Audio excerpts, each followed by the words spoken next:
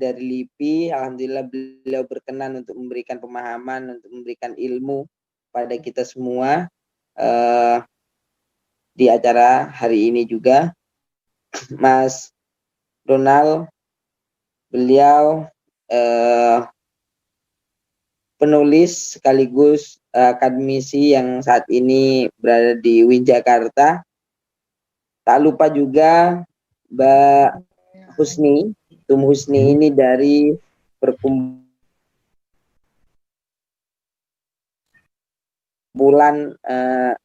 Permikom nanti ada beberapa jurusan yang di dalamnya menyangkut masalah elektronik ya, Mbak Husni. Berasal dari Jawa Tengah, alhamdulillah juga bisa berkenan untuk memandu acara pada kesempatan kali ini. Saya alhamdulillah ini Mbak Reni sudah masuk. Selamat datang Mbak Reni. Kegiatan ini kami selama pandemi sudah tiap minggu kami melakukan rutinitas kajian mengenai isu-isu tentang keagamaan, kenegaraan.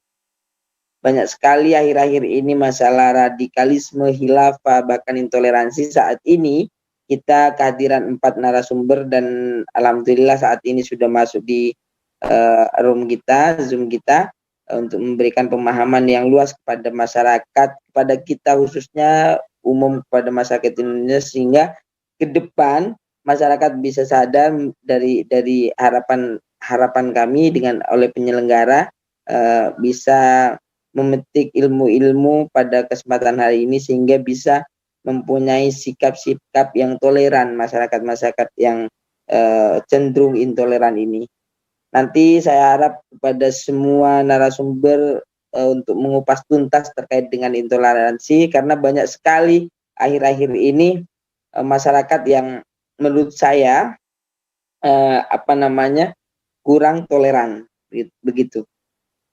Sebagai pengantar mungkin seharusnya Gus Makmun yang menyampaikan hal ini, tapi Gus Makmun dalam perjalanan ke Jawa Barat sedang ngelayat ke Kadensus 99 ya, punyanya ibunya Kang Zaman meninggal dunia. Kita juga turut berduka cita. Semoga saya minta keikhlasannya teman-teman sebelum kita mulai kepada ibunda Kang Zaman.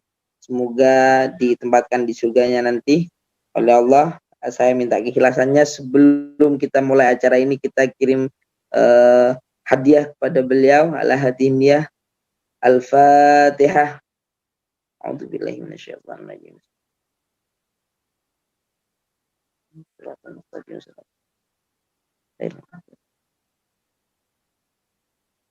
Baik, terima kasih.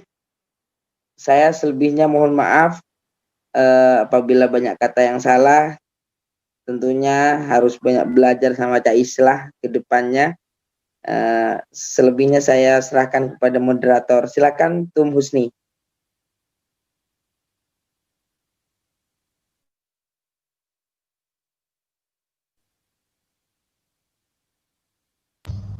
Mic-nya masih mute, Mbak Husni. Iya, maaf. Assalamualaikum warahmatullahi wabarakatuh. Panjang umur perjuangan. Jadi perkenalkan, saya Husniati dari Permikomnas atau Perhimpunan Mahasiswa Informatika dan Komputer Nasional. Jadi langsung saja terkait dengan latar belakang adanya webinar ini adalah intoleransi, ekstremisme, radikalisme, dan terorisme telah menjadi fenomena global dan bersifat ideologis. Radikalisme merupakan lakon dekade ini yang sedang terjadi di seantero dunia. Khususnya di Indonesia sendiri juga terjadi seperti itu. Mayoritas muslim yang seharusnya mampu mendaratkan nilai-nilai universal ajarannya justru menjadi penghalang terciptanya Islam rahmatan lil alamin. Nah, akhirnya muncul webinar series ke-18 dengan tema fenomena intoleransi dalam beragama dan bernegara. Kebetulan sudah ada 4 pembicara yang sangat hebat pada hari ini. Yang pertama ada Bang Islah Bahrawi, pegiat media sosial, ada Mas Amin, ada Bu Reni, dan sampai pembicara yang terakhir ada Mas Donald. Untuk yang pertama, jadi penyampaiannya satu pembicara 15 menit Dimulai dari Bang Islah Bahrawi merupakan pegiat media sosial. Bagaimana sih Bang fakta di lapangan soal intoleransi baik beragama maupun bernegara nih? Silakan Bang, waktunya kami persilahkan 15 menit dari sekarang.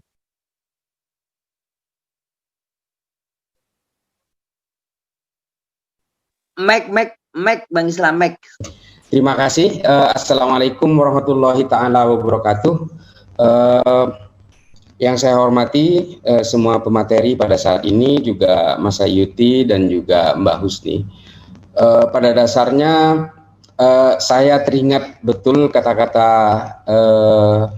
Grand Sheikh Al-Azhar. Beliau ini sering berkunjung ke Indonesia dulu.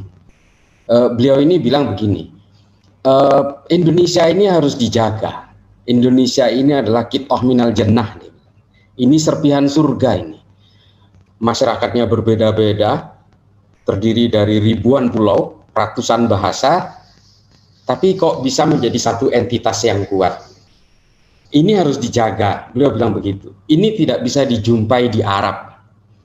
Arab sendiri ya, kita harus membahas soal Arab ini, karena memang soal beberapa ideologi yang masuk ke kita belakangan ini yang kemudian berusaha, menurut saya, mencabik-cabik toleransi di negara kita. Ini kan sebenarnya ada beberapa ideologi yang melakukan infiltrasi ke negara kita. Sementara Arab sendiri itu memang sejak dulu, sejak zaman pra-Islam memang sudah hidup dengan tribalisme. Ini yang menjadi menarik adalah ketika di Arab itu timbul semacam tribalisme itu, tapi Kanjeng Nabi kemudian berhasil menyatukan itu semua pada zaman kepemimpinan beliau di Madinah. Ada beberapa suku di Arab yang kemudian berhasil disatukan, ada beberapa keyakinan yang juga berhasil disatukan dengan hak dan kewajiban yang sama ketika itu di Madinah. Tapi apa yang terjadi kemudian pasca Nabi Muhammad wafat, after the Prophet era, itu mulailah lagi terjadi konflik-konflik itu. Arab ini memang sebenarnya hampir semua ijtihad yang bersifat politik itu memang selalu dipengaruhi oleh situasi politik pada saat itu. Kalau kita mengenal ada HTI misalnya, Taqiyuddin An-Nabhani di Palestina, itu juga berangkat dari situasi politik ketika itu. Ketika kegagalan pan-Arabisme, pan-Islamisme itu mengalami kebuntuan, sehingga akhirnya dibentuklah partai politik bernama Hizbut Tahrir itu. Di pihak lain juga ada Ikhwanul Muslimin yang juga berangkat dari situasi politik yang sama.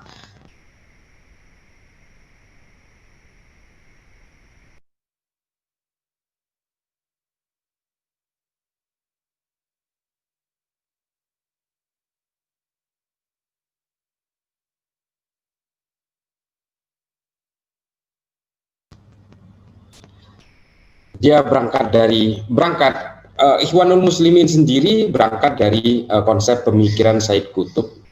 Ada kitabnya namanya Fidhilalil Quran, itu memang sangat eksklusif. Dia lebih menekankan pemahaman hakimiyah, lalu kemudian dari hakimiyah itu menuju kepada takfiri. Ini kan memang sangat eksklusif yang berangkat dari pemahaman bahwa saya pasti benar, kalau kalian tidak sama dengan saya, kalian pasti salah dan kafir. Ini berangkat dari ideologi yang dipengaruhi oleh situasi politik di Arab ini, kemudian masuk ke negara kita. Negara kita ini tadinya sangat plural, sangat toleran, tapi dengan masuknya berbagai pemahaman dari Arab yang mengaku sebagai revivalis Islam ini, kemudian merubah kultur kita.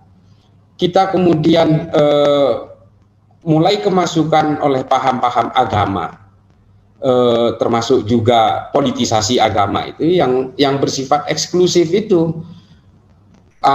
Mulailah muncul berbagai gerakan-gerakan, misalnya upaya persekusi terhadap keyakinan orang lain, mempersekusi pembangunan gereja dan sebagainya, terlepas dari soal regulasi SKB 3 Menteri itu ya. Tapi memang kemudian pemahaman-pemahaman ini yang menginfluen masyarakat kita untuk menyerang kelompok beragama lain. Ini pada dasarnya adalah upaya menyerap paham-paham dari Arab yang sebenarnya paham-paham dari Arab ini, ijtihad dari Arab sendiri ini sebenarnya memang berangkat dari situasi politik yang sudah carut marut. Kalau kita mau membandingkan dunia kekhilafahan ya antara Arab dengan Eropa, karena dasarnya memang Arab ini berangkat dari tribalisme.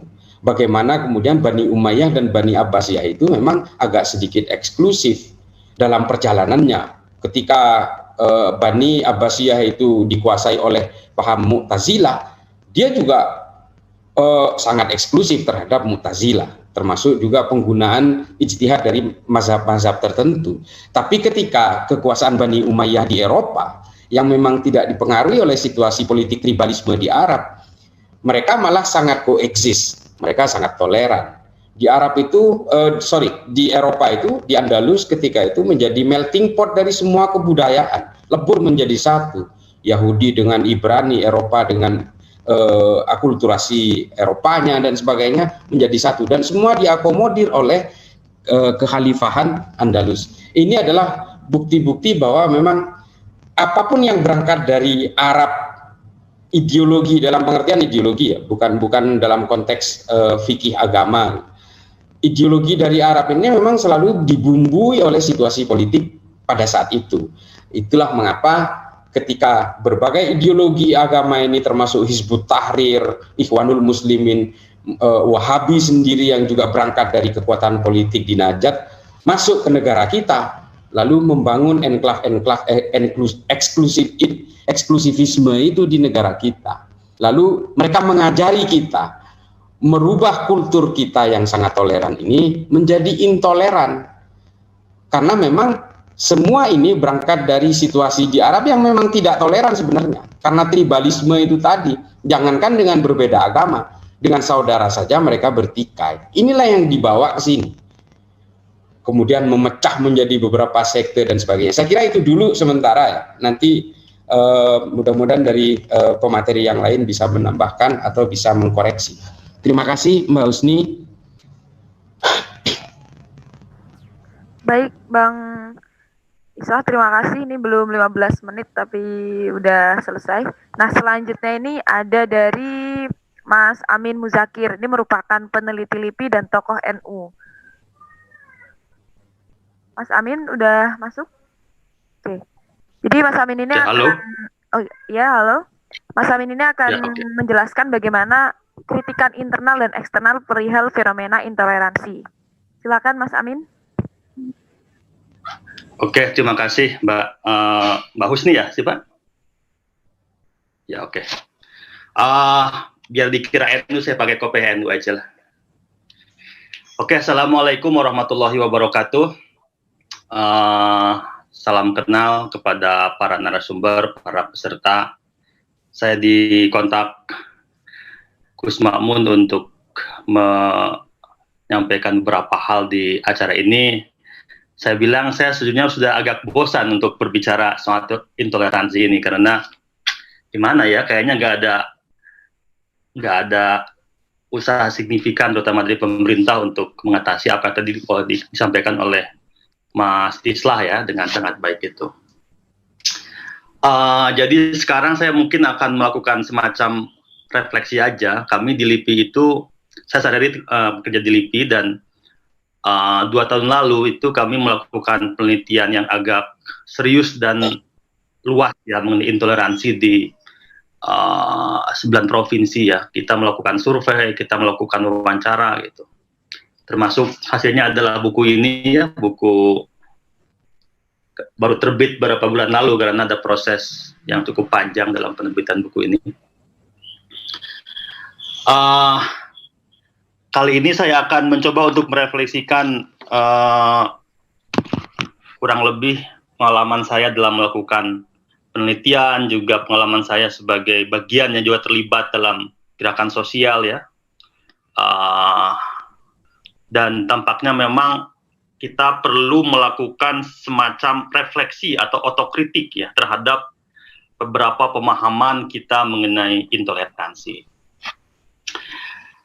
Saya sepakat dengan apa tadi disampaikan oleh Mas Islah ya, bahwa ada proses di mana paham-paham atau gerakan-gerakan Islam transnasional dari Timur Tengah masuk dan kemudian melakukan mempengaruhi cara pandang kita mengenai agama dan seterusnya ya. Tapi jangan lupa bahwa sesungguhnya kalau kita berbicara intoleransi itu pertama-tama kita jangan terjebak hanya melihatnya sebagai masalah agama gitu ya. Jadi saya kira kita harus meluaskan perspektif kita untuk melihat bahwa kalau kita sederhanakan ini mencakup tidak hanya soal kultural ya, termasuk agama, etnis, tapi juga soal struktural, ya, soal kekuasaan ya, soal struktur politik, ekonomi yang memang menurut kami lah itu memang sesuatu yang telah lama berada dalam struktur kekuasaan negeri kita.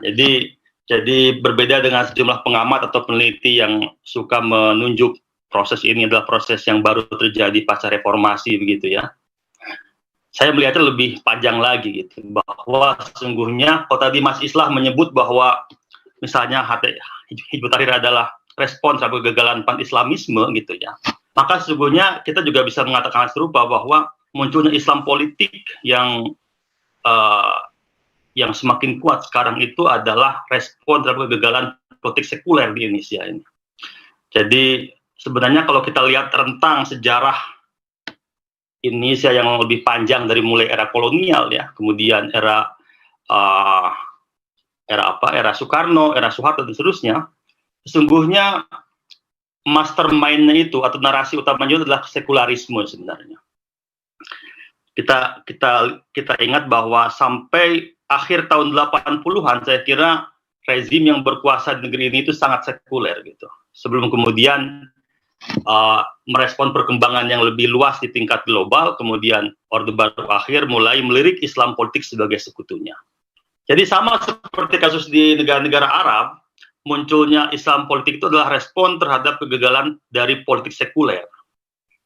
Nah ini harus dicermati ya, dan saya berkali-kali nulis di Alif ID, saya rutin ya setiap hari Selasa nulis di Alif ID itu, bahwa yang terjadi di Indonesia itu bukan Islamisasi, tapi saya bilang priaisasi Islam. Karena apa? Karena sebenarnya secara struktural saya melihat bahwa kekuasaan di negeri ini pada dasarnya tidak berubah.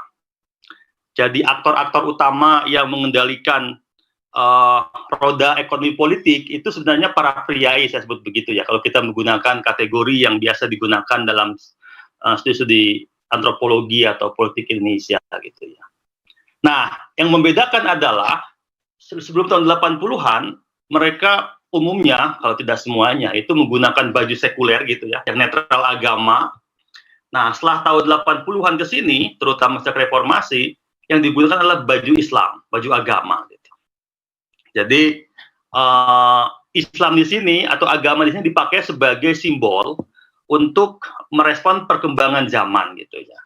Tapi yang mengenakannya itu sebenarnya orang-orang yang sama gitu. Jadi, kelompok-kelompok yang kita anggap radikal itu, katakanlah siapa ya, ya kita juga sebenarnya harus membedakan secara lebih baik ya, apa itu radikalisme, apa itu intoleransi, apa itu terorisme ya, tiga konsep yang memang sebenarnya tidak bisa dicampur adukan.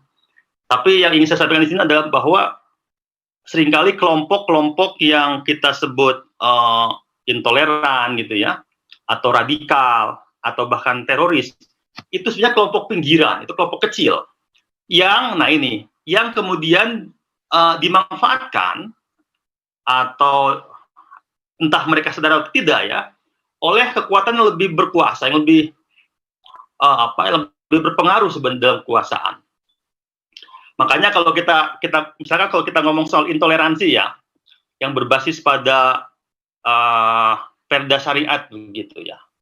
Setelah kita cek secara serius, ternyata pendukung perda itu bukan hanya kelompok-kelompok yang kita sebut sebagai kelompok Islam garis keras, enggak.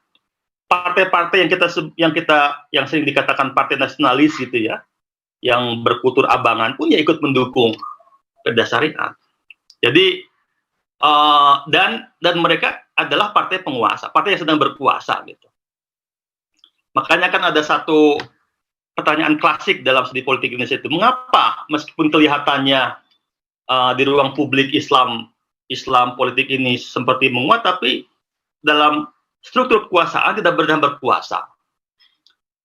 Menurut saya jawabannya adalah karena sebenarnya Islam politik itu hanya tampilan luar, hanya semacam lapisan luar ya, dari struktur yang sudah tidak berubah sejak era kolonial sampai sekarang itu.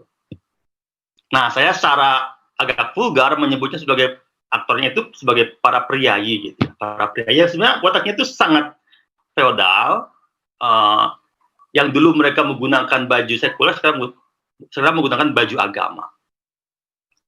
Nah ini jadi, dan fenomena ini bukan hanya fenomena khas Islam, juga fenomena khas Indonesia ya.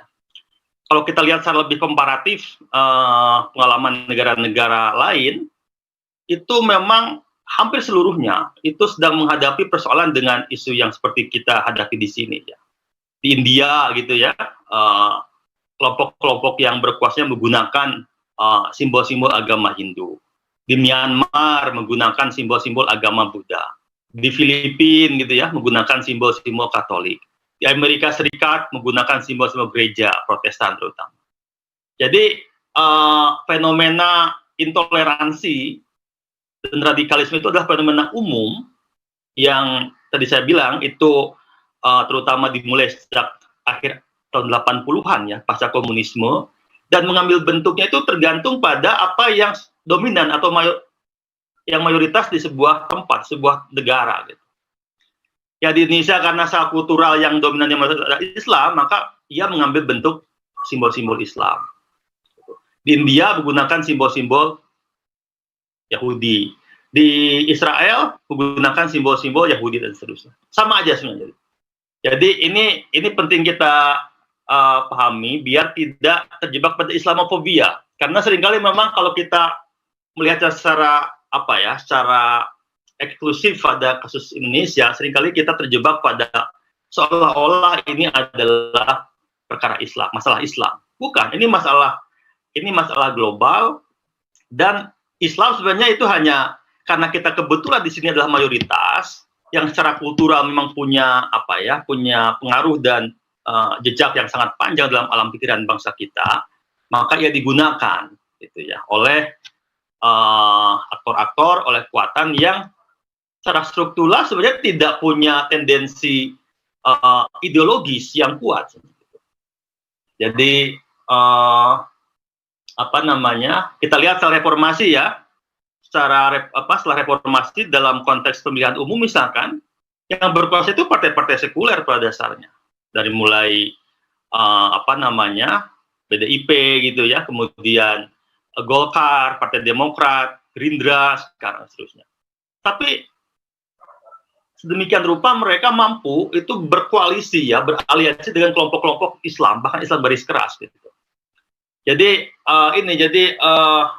ini perlu kita sampai. Jadi gejala-gejala intoleransi dan radikalisme agama itu bukan hanya masalah agama, dan bukan hanya sekadar katakanlah semacam migrasi ideologis atau transnasionalisasi ideologi dari Timur Tengah saja, tapi ini merupakan respon terhadap situasi global pasca komunisme, juga terutama diskursus mengenai terorisme pasca 2001 dan dinamika internal di dalam negeri kita sendiri gitu.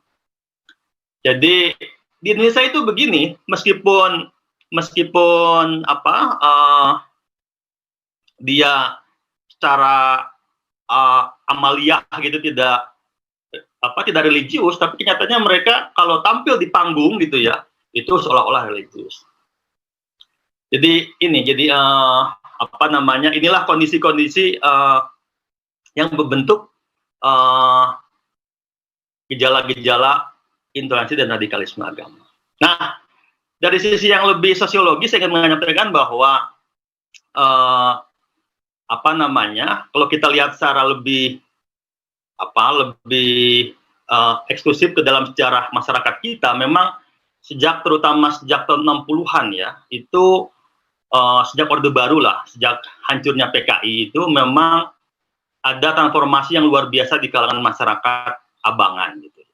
Jadi masyarakat yang secara kultural dulunya itu cenderung kurang religius gitu ya. 3 menit Itu lagi ya, lalu Mas. berorientasi. Berapa menit lagi? 3 menit. Oke.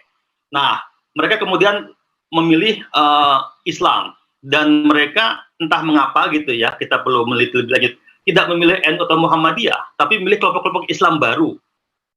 Kalau mereka masuk ke kampus umum, mereka masuknya ke Tarbiyah atau Salafi. Dua kelompok yang berhasil menarik minat, antusiasme kelompok-kelompok religius baru ini. Kelompok-kelompok abangan, priai yang menjadi lebih santri begitu. Tapi bukan santri. Namanya aja bukan nama seperti saya misalkan, Amin Muzakir, jelas santri lah. Atau Makmun Rosyid, Makmun gitu ya. Atau Mas Islah, jelas sekali itu. Tapi anak orang-orang yang dari namanya udah jelas nama-nama seperti Gatot gitu. Tapi secara politis mereka sangat seolah-olah Islam gitu. Nah ini jadi juga ada rute seperti ini gitu. Jadi kalau kita mau menunjuk aktor-aktor di masyarakat yang kita sebut intoleran atau radikal itu adalah memang kelompok-kelompok masyarakat di tengah baru yang baru berhijrah begitu sejak tahun 70-an, 80-an yang entah mengapa kita perlu peneliti ini tidak tertarik untuk bergabung di kelompok-kelompok atau gerakan-gerakan Islam yang lebih lama, NU Muhammadiyah. Jadi itu kelompok-kelompok yang baru gitu ya, Salafi, Tarbiyah, belakangan Hizbut Tahrir itu menarik minat. Ini tantangan kan bagi kelompok-kelompok gerakan-gerakan Islam yang lebih lama, yang lebih mapan, yang telah punya jaringan sebenarnya ke tingkat yang lebih bawah untuk merespon aspirasi atau antusiasme masyarakat yang memang secara psikologis sejauh ini lebih sekarang itu memang sedang gandrung kepada agama. Kenapa? Karena sekularisme sebagai sebuah gagasan itu sekarang kolaps. Jadi orang tidak menemukan cantelan terhadap ide sekuler. Mereka larinya ke agama gitu. Nah ini harus direspon. Makanya kelompok-kelompok Islam lama yang telah merasa nyaman ini, NU kan sudah di zona nyaman gitu ya. Itu harus mampu merespon ini secara lebih kreatif gitu. Kalau enggak, saya kira perkawinan antara aspirasi sosiologis masyarakat yang ingin lebih religius gitu kan, dan kepentingan politis kelompok elit sekuler itu akan bertemu dan akan menghasilkan apa yang kita sebut sebagai gejala intoleransi dan radikalisme ini. Saya kira itu, Mbak Moderator. Nanti bisa kita teruskan dalam diskusi. Terima kasih. Wallahul muwaffiq ila aqwamit thoriq. Assalamualaikum warahmatullahi wabarakatuh. Waalaikumsalam warahmatullahi wabarakatuh. Ya, pas sekali 15 menit. Terima kasih Mas Amin Muzakir. Yang selanjutnya pembicara kita yang ketiga ada Bu Reni Sudarso PhD yang merupakan dosen ilmu politik di Universitas Indonesia, Direktur Institute for Democracy, Security and Strategic Studies. Dan dari Bu Reni Sudarso ini kita akan melihat bagaimana peta toleransi dengan ragam varian. Silakan Bu Reni. Assalamualaikum warahmatullahi wabarakatuh. Mbak Moderator, Mbak Kus, nama saya Suarso, Reni Suarso Darmono. Oh. Ya, bukan Sudarpo. Makasih. Terima kasih sudah diundang di diskusi siang hari ini. Tadi saya mendengarkan pembicara sebelumnya Pak Islah dan Pak Amin. Saya sangat sepakat bahwa yang pertama permasalahan bicara intoleransi ini di negara kita sudah terlalu lama, jadi sudah agak-agak sedikit basi. Udah capek, udah banyak orang yang membahas dan mendiskusikannya, udah bertahun-tahun kita diskusi. Yang kedua juga, saya juga mulai bosan. Kenapa? Karena belum ada pendekatan atau penyelesaian yang komprehensif. Setidak-tidaknya saya sebagai orang awam melihat belum ada langkah konkret dari pemerintah untuk menyelesaikan permasalahan ini.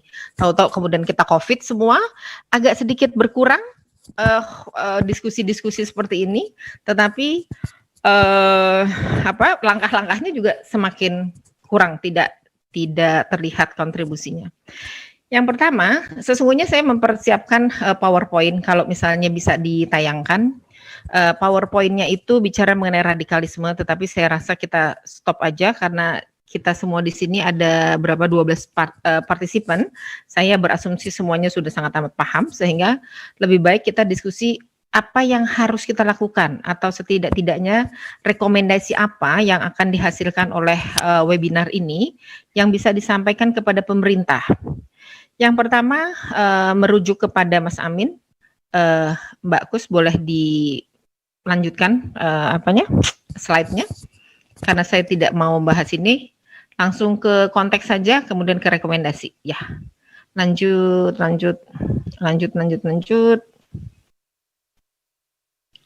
Terus. Ya, terus. Ya, terus. Nah, di konteks. Ya, di bawah ya, konteks ya, internasional Indonesia dan kemajuan teknologi informasi. Saya sangat sepakat dengan pembicara sebelumnya, Mas Amin dari LIPI. Iya, masalah bicara intoleransi ini tidak hanya bicara mengenai masalah agama, tidak bicara mengenai Arab juga, tidak bicara hanya culture juga, banyak hal yang mempengaruhi. Yang pertama, saya ingin memperlihatkan bahwa ini ada di level internasional juga terjadi masalah. Indonesia ini sekarang menjadi ajang dari 3 kutub. Ada kutub dari Amerika, Western, negara Barat begitu ya. Kemudian ada kutub yang kedua adalah kutub dari Cina, bagaimana pengaruh dan investasi Cina yang demikian besar, tidak hanya di Indonesia tetapi di negara lain. Kemudian yang ketiga pengaruh dari Timur Tengah lewat agama. Jadi di level internasional saya melihatnya bahwa Indonesia ini menjadi ajang perebutan dari 3 kutub dunia atau 3 superpower dunia yang ingin mengambil keuntungan, ingin mempengaruhi, ingin memperkuat jaringan secara ekonomi, secara bisnis, lewat jalur investasi bisnis, perusahaan, lewat agama, lewat ini dan lewat itu. Tapi intinya ada 3 kutub yang sedang berkompetisi di negara kita. Negara Barat, yang kedua Cina, dan yang ketiga Timur Tengah.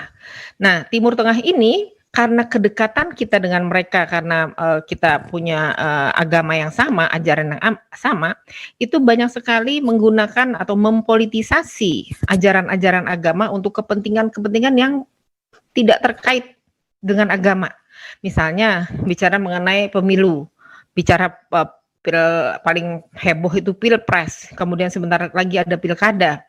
Mungkin kalau sekarang ini tidak ada COVID, kampanye pilkada itu penuh dengan segala macam pemanfaatan atau ya penggunaan isu-isu agama untuk kepentingan politik. Nah, poin yang kedua di internasional juga, hal ini tidak hanya terjadi di Indonesia, tetapi juga negara-negara lain. Tadi Mas Amin sudah menyebutkan bagaimana di Filipina, Myanmar. Di slide saya, boleh dilihat Mbak Kus, yang internasional itu di Amerika juga terjadi.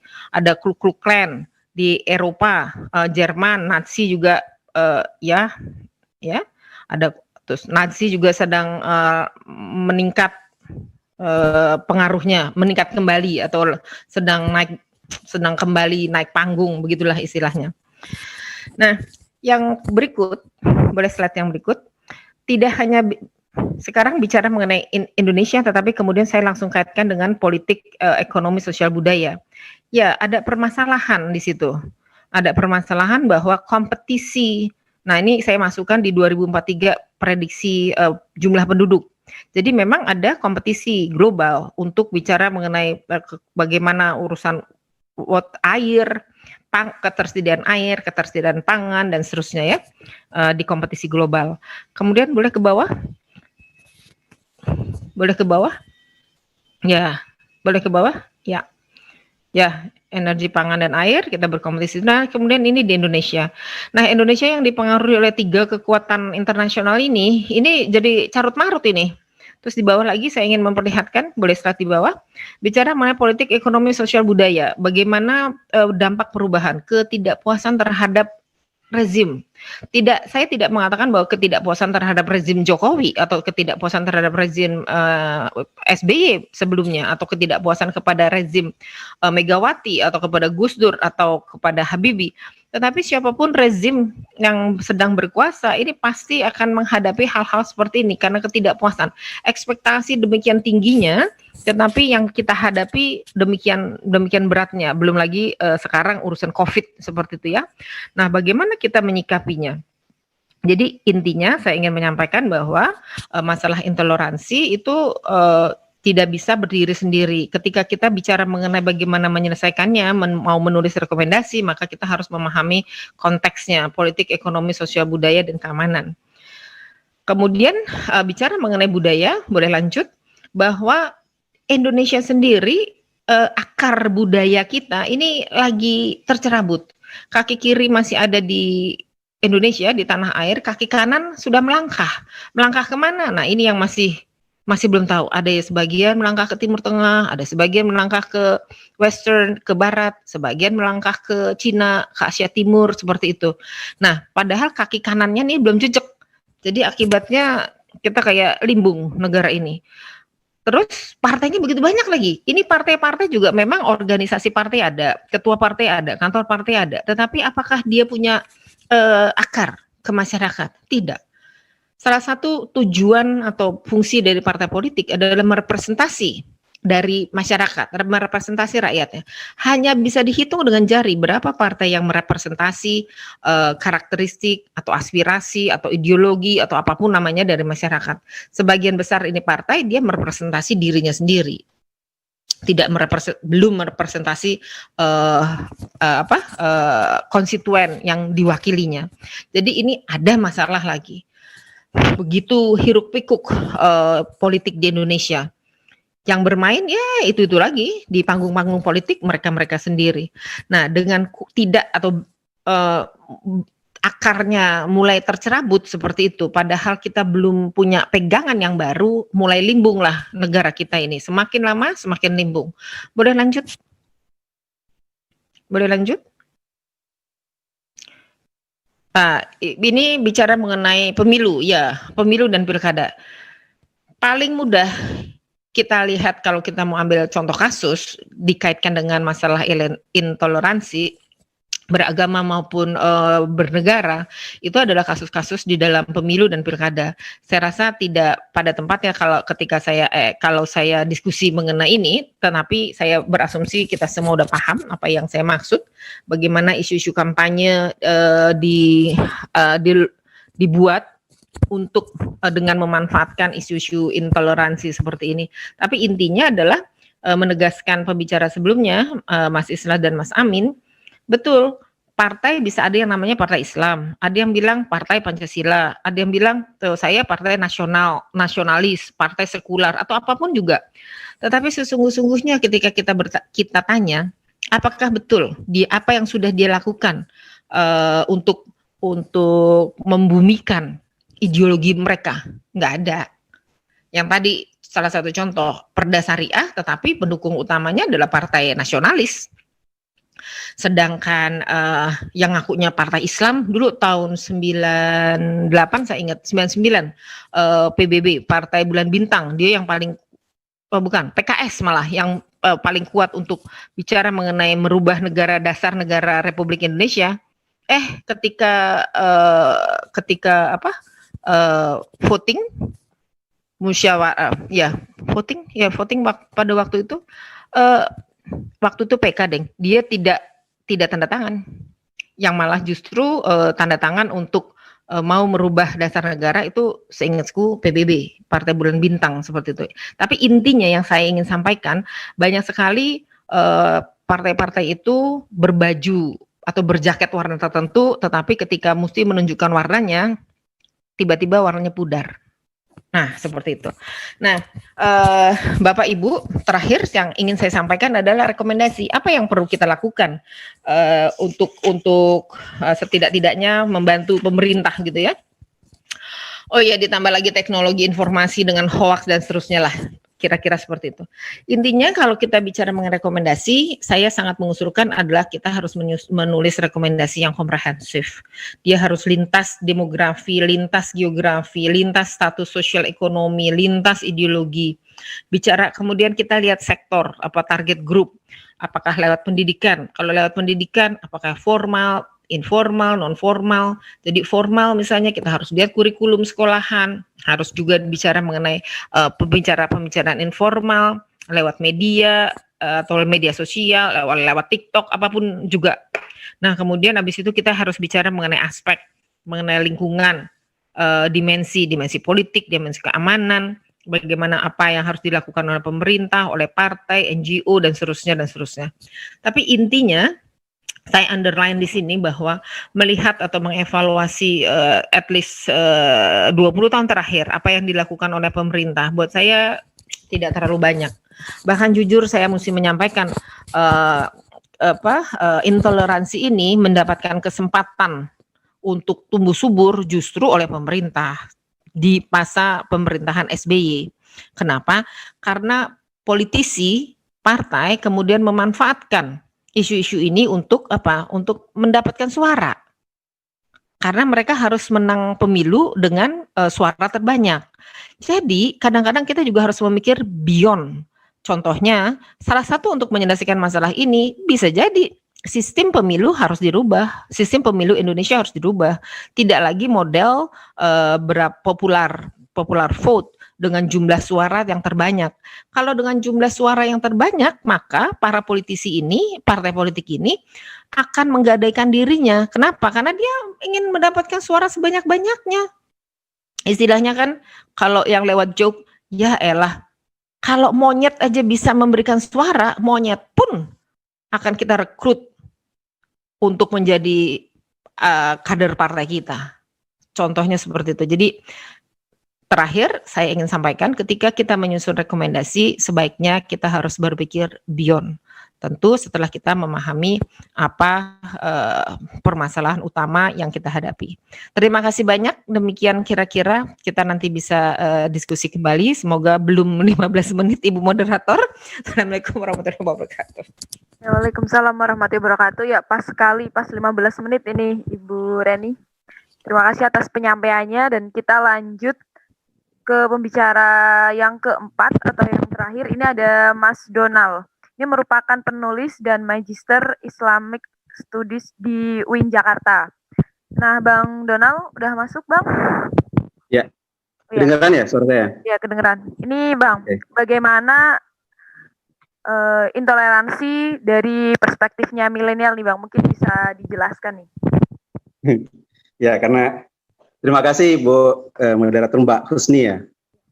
Salam hormat saya untuk Cak Islah Bahrawi, salam hormat saya untuk Ibu Dr. Reni Suwarso, salam hormat saya juga untuk ini Pak Amin Muzakir.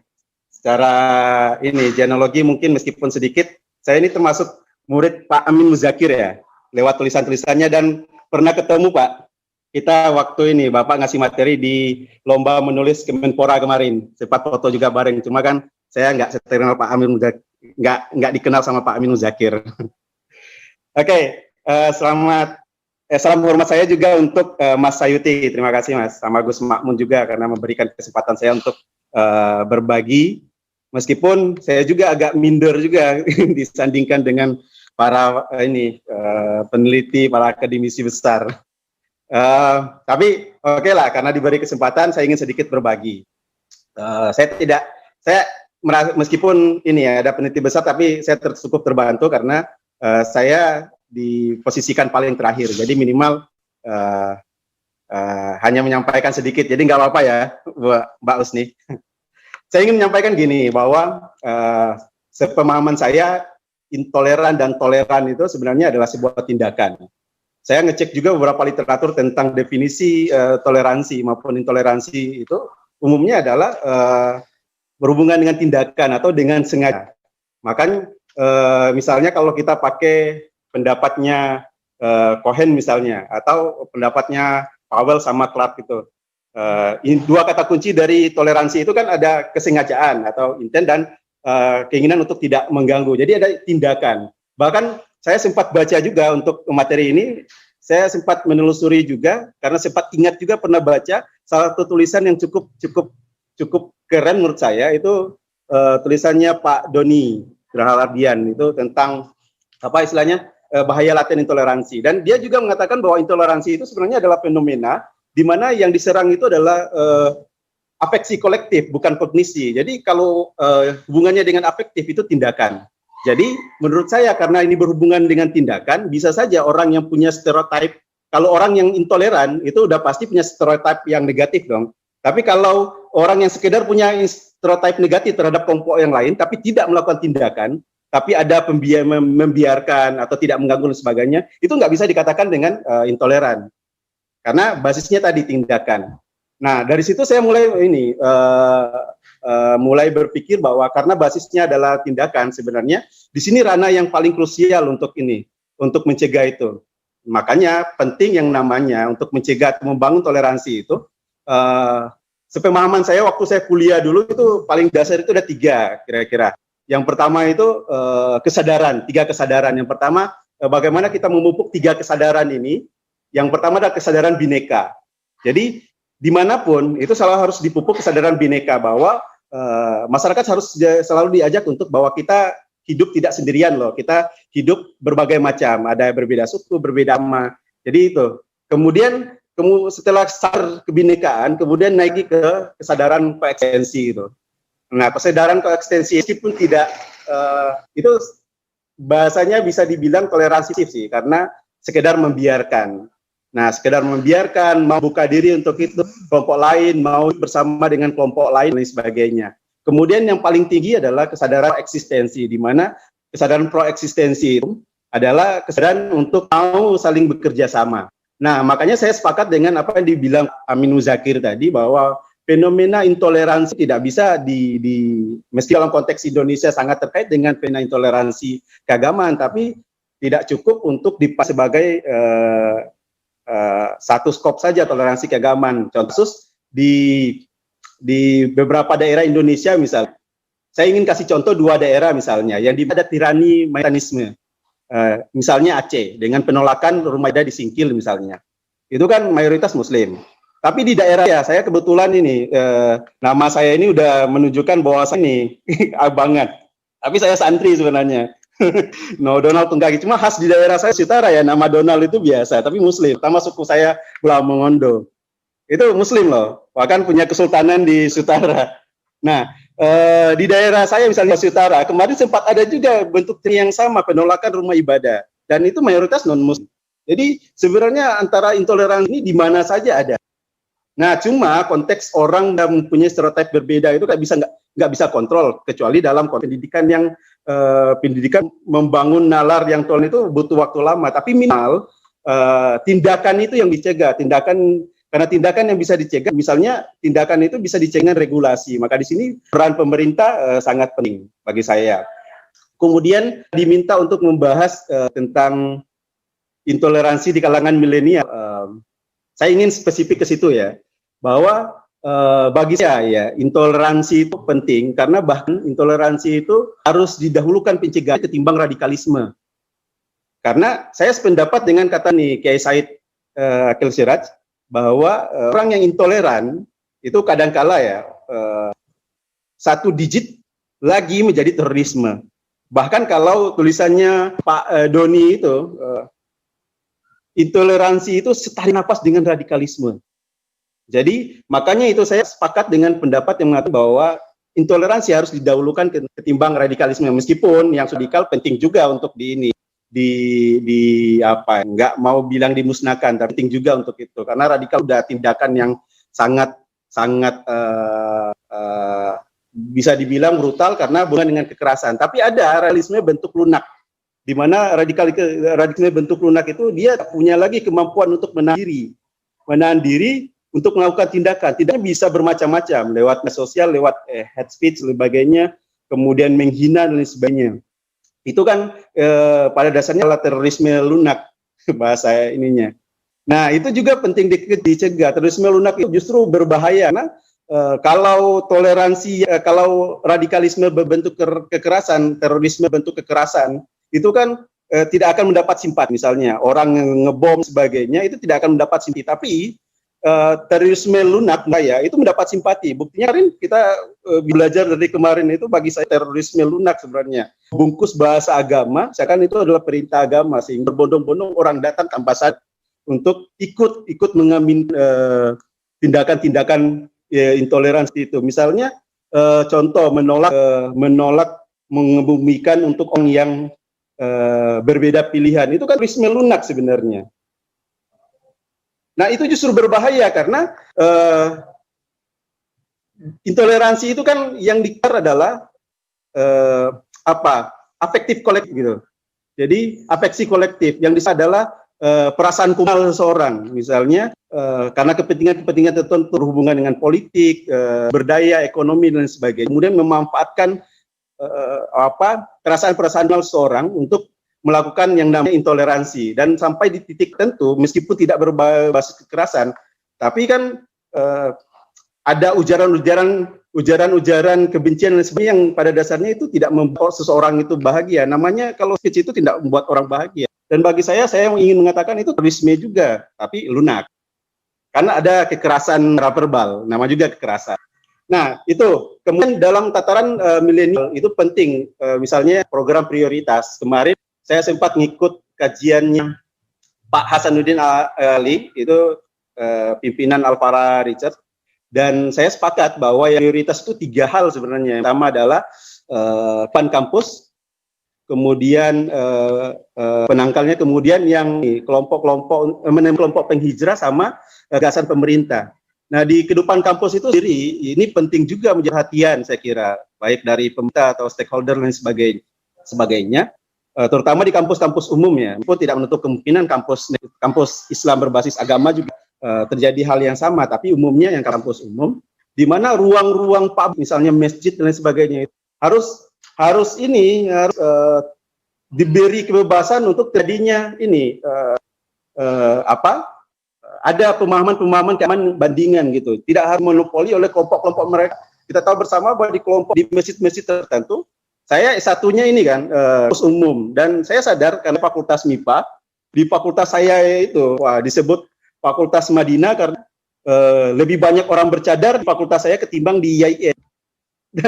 Dan bukan berarti saya ingin mengatakan bahwa itu hanya fenomena, berarti bahwa saya ingin mengatakan yang berradikal. Saya tidak ingin mengatakan seperti itu, tapi fenomena seperti itu karena umumnya kelompok menguasai masjid adalah fakultas sains dan sebagainya. Nah, itu penting bagi saya, di mana ada kesepahaman antara pimpinan perguruan tinggi sama lembaga-lembaga yang terkait mau ikut memberikan kelepasan untuk adanya perjumpaan berbagai wacana keislaman di masjid, tidak dimonopoli oleh tertentu. Kemudian yang kedua adalah mendampingi penghijrah. Itu saya kira tugasnya di kelompok-kelompok moderat, misalnya NU Muhammadiyah, untuk turun gunung, untuk mendampingi kelompok penghijrah, karena biasanya orang yang baru belajar agama itu kalau pakai dan Krager effect itu mengatakan bahwa orang yang baru belajar itu biasanya merasa paling benar, maka seharusnya itu didampingi terutama kelompok-kelompok penghijrah. Yang ketiga yaitu kebijakan pemerintah. Ini yang paling menurut saya. Tanpa ini, maka yang ada adalah konflik di akar rumput. Karena ketika pemerintah mau diam saja, ketika ini akan ada swing misalnya minuman keras ormas-ormas tertentu, bahkan misalnya sekarang itu kan udah ada undang-undang ormas, anti khilafah dan sebagainya. Jadi kalau pemerintah tidak mau tegas ini, maka yang akan melakukan sispi adalah ormas-ormas yang Pancasilis gitu. Misalnya ormas-ormas yang karena pemerintah diam saja, bagi mereka ambil bagian untuk melakukan tindakan sendiri gitu. Nah, selebihnya saya kira itu yang penting padanya. Tadi membangun kesadaran tadi sama yang prioritas yaitu di kampus, kemudian menemani penghijrah di kelompok-kelompok mendarat harus turun gunung untuk mendampingi itu. Yang terakhir adalah tetap bagi saya peran pemerintah. Sampai peran pemerintah, peran pihak negara diambil oleh ormas-ormas apapun itu. Jadi demikian Mbak, saya kira untuk ini bisa dilanjutkan dengan diskusi. Terima kasih Bang Donald. Nah ini terkait diskusinya ini yang pertama ada pertanyaan nih buat Bang Islah Bahrawi. Bang, kan fenomena intoleransi beragama salah satunya muncul dari adanya grup-grup online yang disetting oleh kelompok radikal untuk merekrut anak-anak muda yang bertujuan agar terjerumus ke dalamnya gitu. Nah, salah satunya pun saya pernah ngikutin grup WA itu ada Gardu Muslim. Itu di dalamnya kayak sudah semacam disetting untuk menyebarkan pemahaman agama yang intoleran, menyebarkan paham khilafah dan sebagainya. Bagaimana anak milenial menghindari trik jahat dari penyebaran atau pemahaman radikal dan intoleran seperti itu melalui titik-titik yang sulit dijangkau oleh kebanyakan orang. Bagaimana Bang Islah? Terima kasih ya. Saya terus terang kalau sama sebenarnya seperti Mbak Reni, Mas Amin dan juga Mas Donald ya, berbicara tentang intoleransi ini memang sangat complicated ya. Sangat complicated. Bukan hanya persoalan kultur, agama dan sebagainya, tapi memang beberapa fenomena yang terjadi belakangan ini memang persoalan intoleransi ini sangat sering terinfluence melalui agama. Terutama setelah merebaknya beberapa aliran agama yang konon gitu, yang menurut mereka itu menyuarakan sebagai kalangan revivalis Islam. Yang menjadi masalah kemudian kelompok-kelompok yang mengaku sebagai revivalis Islam ini kan memang berangkat dari pemahaman-pemahaman yang sangat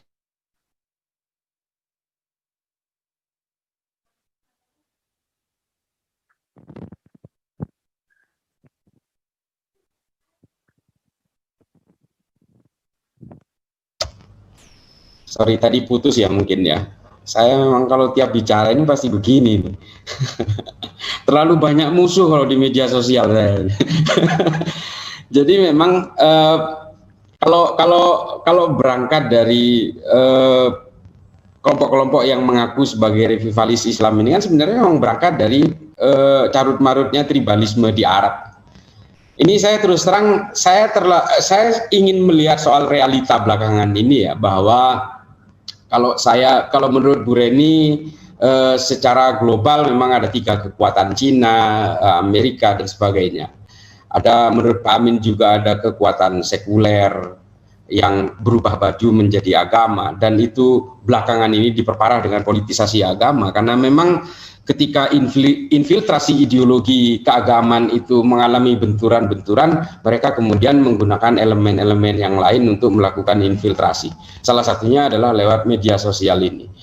Salah satu yang terpenting dari ini adalah setiap saya ada webinar seperti ini memang selalu menginginkan ada campur tangan pemerintah yang sangat konkret dalam hal ini. Ada ketegasan-ketegasan dari pihak penegak hukum untuk melakukan filter terhadap gerakan-gerakan seperti ini, karena memang polanya mulai dari Arab sendiri, mereka itu memasuki lembaga-lembaga intelektual, karena dengan memasuki lembaga-lembaga intelektual, mereka itu bisa melakukan gerakan-gerakan clandestine secara intelektual, meskipun output terakhirnya nanti akan berubah menjadi radikal, ekstrim, pada akhirnya juga teror. Karena memang basic dari ideologi ini sendiri, seperti yang saya bilang tadi, baik Hizbut Tahrir maupun dari pihak Ikhwanul Muslimin, ini kan 2 motor yang sekarang ini sedang berusaha menjejali kita ya, melalui gerakan sebelumnya sudah ada gerakan Wahabisme dan sebagainya. Ini memang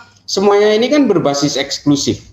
Semua itu berbasis bahwa orang yang berbeda dengan saya itu kafir, sehingga semua ini adalah ruang lingkup dar harb namanya. Wilayah perang yang harus dilawan, kan seperti itu. Nah, pemahaman-pemahaman seperti ini yang dijejalkan kepada generasi milenial kita. Ketika generasi milenial kita ini lahir, mereka berangkat dari keluarga yang agak longgar secara agama, kadang-kadang juga berangkat dari keluarga yang sinkretis gitu ya. Ketika usia-usia remaja, mereka mengalami usia-usia skeptis, mereka mencari spiritual, mencari konsep-konsep ketuhanan, ketemulah dengan konsep-konsep yang eksklusif ini. Inilah kemudian yang dianggap sebagai sumber dari segala sumber kebenaran, dan ini paling benar diyakini sebagai ini Tuhan ada di sini dan agama ada di sini. Ini repotnya. Nah, ada dua output kemudian yang terjadi dari orang-orangnya, dari adik-adik kita yang skeptis ini. Either dia menjadi kalangan neo-atheism atau dia menjadi orang-orang hijrah yang kemudian sibuk menghitung dosa orang lain. Ini kan dua produknya menjadi bercabang seperti itu. Mengapa yang neo-atheism? Ya mungkin neo-atheism ini berkembang karena dia membaca buku-bukunya Richard Dawkins misalnya, atau Hitchens atau Sam Harris segala macam itu. Di pihak lain dia mengadopsi pemikiran-pemikiran agama yang diinfluen oleh kalangan-kalangan eksklusivis tadi, seperti Wahabisme, Takfiri, dan juga ditambah dengan Hizbut Tahrir juga, belum juga Ikhwanul Muslimin yang menginfluence. Artinya ini menjadi melting pot pemikiran-pemikiran agama yang eksklusif ditambah dengan politisasi agama, makin hancur kita. Nah, apa yang bisa dilakukan? Pemerintah, nggak ada lagi. Kalau kita mengharapkan resistensi dari kita, tidak ada sebenarnya. Apa yang kita lakukan ya dengan webinar ini? Saya terus terang begini, saya sudah dalam beberapa bulan terakhir ini saya selalu melakukan safari perjalanan ya, melakukan upaya-upaya deradikalisasi dari daerah ke daerah. Kemarin ke Jawa Timur, lalu ke Jogja, dan ini, Jadi memang apa yang harus kita lakukan adalah lembaga-lembaga keislaman yang sudah berurat akar dengan budaya-budaya yang toleransi seperti Muhammadiyah dan NU memang harus lebih aktif untuk melakukan influence kepada anak-anak muda. Yang menjadi masalah adalah ketika anak muda ini ditangkap oleh orang lain, selesai kita. Entah itu dengan neo-atheism atau dengan gerakan-gerakan revivalis ini. Masalahnya adalah ketika berangkat dari keluarga yang longgar, mereka menganggap inilah yang terbaik menurut mereka. Nah, ketika mereka itu dicerabut seperti yang kata Mbak Rini tadi, dicerabut kultur kita dari kultur toleransi kita itu dicerabut dari mereka, maka mereka kemudian seperti kacamata kuda gitu. Oh ini loh yang paling benar. Nah, ketika dia menganggap yang paling benar, orang lain sudah pasti salah. Ini yang menjadi akar dari semua ajaran agama yang eksklusif seperti itu. Ditambah dengan politisasi agama, ditambah dengan keterlibatan militan-militan yang berlebih itu yang dituangkan dalam bentuk anarkisme dan sebagainya. Ini kan sebenarnya bahaya buat kita, terutama kalangan milenial yang sedang dalam seeking the God gitu ya. Kalau istilahnya Scott Altran itu, memang usia-usia remaja ini memang usia-usia yang sangat rentan. Dan ketika mereka sudah terkooptasi dengan eksklusivisme, ini akan mengarah kepada intoleransi. Untuk bagaimana menangkalnya? Ya nggak ada lagi. Ini tugas-tugas kita semua adalah untuk menginfluence mereka, memberikan pemahaman agama bahwa tidak ada agama yang mengajarkan kekerasan, tidak ada agama yang menganjurkan perang dan sebagainya. Kanjeng Nabi aja dulu ketika mengelola Madinah itu sangat toleran kok. Kristen, Yahudi juga menjadi melting pot di Madinah. Lalu kalau kita sekarang ini menyerang pihak beragama lain, misalnya, lalu niru siapa? Ini kan yang menjadi yang harus kita suarakan kepada mereka. Kalau misalnya intoleransi ini juga bukan persoalan agama, tapi memang secara riset, saya kemarin kebetulan melihat hasil riset dari Indopol yang dipresentasikan di depan bupati-bupati se-Jawa Timur dan juga Kapolda Jawa Timur. Memang intoleransi ini semua berurat akar dari agama. Kerusuhan seperti Sambas antara suku Madura dengan Dayak ini sudah terlewatkan sebenarnya. Trigger-trigger untuk intoleransi etnik di luar agama ini sekarang belakangan ini sudah mulai mereda. Pada zaman SBY, HTI ini disahkan tahun 2006. Sejak saat itulah kemudian semua lembaga intelektual kita itu semua seolah-olah terjajah oleh eksklusivisme. Ditambah dengan segala macam itu. Saya kira itu sementara ya, memang diperlukan keterlibatan pemerintah. Kalau kita ini nggak bisa berbuat apa-apa selain hanya cuma ya memberi upaya penyadaran saja sebenarnya. Terima kasih Mbak. Baik Bang Islah, terima kasih atas penjelasannya. Kita lanjut ke Mas Amin Muzakir. Mas Amin. Halo Mas Amin. Ya. Oke. Jadi begini Mas, kan disadari atau tidak sebenarnya sulit bagi kita buat menghilangkan pemahaman dan dari gerakan Islam intoleran ini. Dalam kasus XHTI misalkan, meskipun badan hukumnya ini sudah dibubarkan secara resmi oleh pemerintah, namun mereka masih beraktivitas menyebarkan ideologi melalui media sosial. Kan banyak banget sekarang ini. Dan pemerintah seperti tidak memiliki wewenang untuk melarang aktivitas tersebut, apalagi sampai menangkap penyebarnya.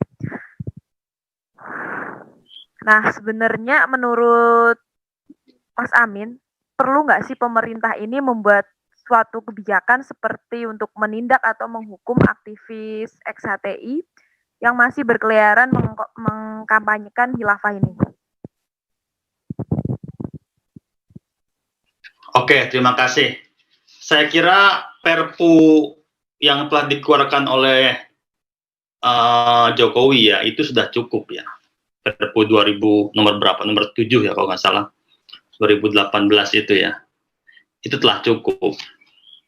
Nah, masalahnya kan seperti juga harapan tadi Mas Islah, kita melihat pemerintah memang tidak punya political will ya terhadap masalah ini gitu.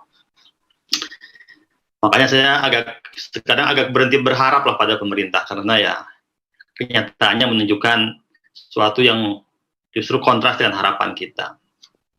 Nah, masalahnya saya kira memang bukan harus menciptakan regulasi baru. Kita terlalu banyak regulasi lah. Masalahnya adalah apa? Adalah saya cukup yakin bahwa karakter penguasa karakter penguasa kita sekarang memang tidak Jadi saya kira begini, sejak tragedi 1965 ya, di mana kelompok kiri dihabisi secara brutal gitu, memang kita tidak lagi menyaksikan satu usaha untuk menghabisi ideologi secara total gitu. Dan di era sekarang memang agak susah kita menggunakan cara pandang yang totaliter gitu untuk, misalkan kalau kita menganggap bahwa gagasan khilafah itu berbahaya bagi integrasi bangsa kita, dan kenyataannya pemerintah Jokowi telah mengeluarkan Perpu untuk membubarkan secara formal organisasi mereka, maka memang cara terbaik adalah dengan cara melakukan counter wacana terhadap ideologi tersebut gitu. Bukan melakukan satu tindakan keamanan gitu. Saya terus terang kurang setuju dengan tindakan keamanan ya. Selain tidak akan menyelesaikan masalah, saya melihat bahwa justru penggunaan instrumen keamanan, security ya, justru akan menimbulkan serangan balik yang tidak kita harapkan. Gitu ya. Jadi masalah Islam politik ini kan rumit. Justru ketika mereka semakin ditekan gitu ya, semakin dihabisi begitu dengan cara-cara pendekatan security, maka yang terjadi bisa justru penguatan internal.